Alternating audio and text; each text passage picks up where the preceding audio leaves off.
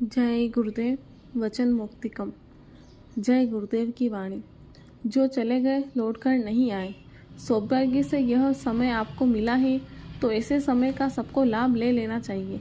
समय चलता चला जा रहा है, जैसे सूरज अपनी रफ्तार में चल रहा है ऐसे ही जिंदगी की सांसें पूरी हो जाएगी। तब आप एक क्षण भी यहाँ नहीं रह सकोगे। जो चले गए वो लौटकर नहीं आए। इरादा तो करो, रास्ता मिल जाए। इसलिए हम लोगों को अपने सच्चे घर का पता लगाना है और यह मानना है कि किस रास्ते से आए और किस रास्ते से जाएंगे। वह रास्ता महापुरुषों को मालूम है। वह रास्ता इसी मनुष्य मंदिर में, इसी जिस्मानी मस्जिद में मिलेगा। जब आप अपने घर पहुंचने का इरादा करोगे तब आपको रास्ता मिल जाएगा।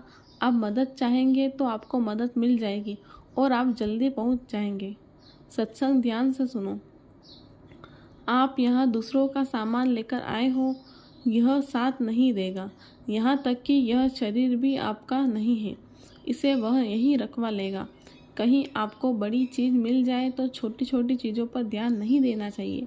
आप यहाँ आए हो, आपको रहने को, रात्रि में सोने को मिलेगा। इसलिए आप सत्संग में बैठो और ध्यान से मेरी बातों को सुनो।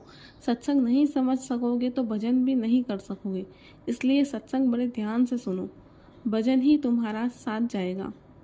तुम्हारे इस मनुष्य मंदिर में अथाह खजाना भरा हुआ है। सत्संग मिलेगा तो वह खुल जाएगा। इसलिए कहता हूँ कि तुम लोग आओ, तुम्हें रास्ता मिल जाएगा जिसे बच्चे बच्चियाँ, स्त्री पुरुष, बूढ़े जवान, अमीर गरीब सब कर सकते हैं। ऐसा मत सोचो कि बाबा जी तुम्हारा घर छुड़ा देंगे, दुकान दफ्तर खेती का काम छुड़ा देंगे या कपड़े पहनना छुड़ा देंगे। तुम अपने बाल बच्चों में रहो, खेती दुकान दफ्तर का काम करो, अच्छे कपड़े पहनो, अच्छे मकान में रहो, पर इसी में समय निकाल कर थोड़ा सा भजन कर लो। भजन भी इसी शरीर से किया जाएगा। जब जाने लगोगे तो घर परिवार सामान और यह शरीर यही पड़ा रह जाएगा। आत्मा इसमें से निकाल दी जाएगी। उस वक्त भजन ही तुम्हारे साथ जाएगा, सब धरा रह जाएगा। जब इस शरीर को छोड़ना ही है तो क्यों न अभी से भजन करके अपने जीवात्मा को इससे अलग कर लो। जब श्वासें पूरी हो जाए तो इसमें से निकाल कर अलग हो जाओ और उससे कह दो कि ये ले लो आप सब अपना। यही और सच्ची बात यह है कि हम अपने मालिक की खोज करते ही नहीं हैं, इधर ही फंसे हुए हैं। यह मकान जिसे हम अपना कहते हैं गिर जाएगा। जिस परिवार में रहते हो वहाँ कोई सुख शांति नहीं है, कोई आराम नहीं है। अंततो गत्वा सब लोग निराश इस जगत से चले जाते हैं। ठीक है, आपने घर बना लिया, सामान बना लिया, धन दौलत इकट्ठा कर लिया, पर जहाँ समय पूरा हुआ वह एक क्षण भी नहीं लगेगा।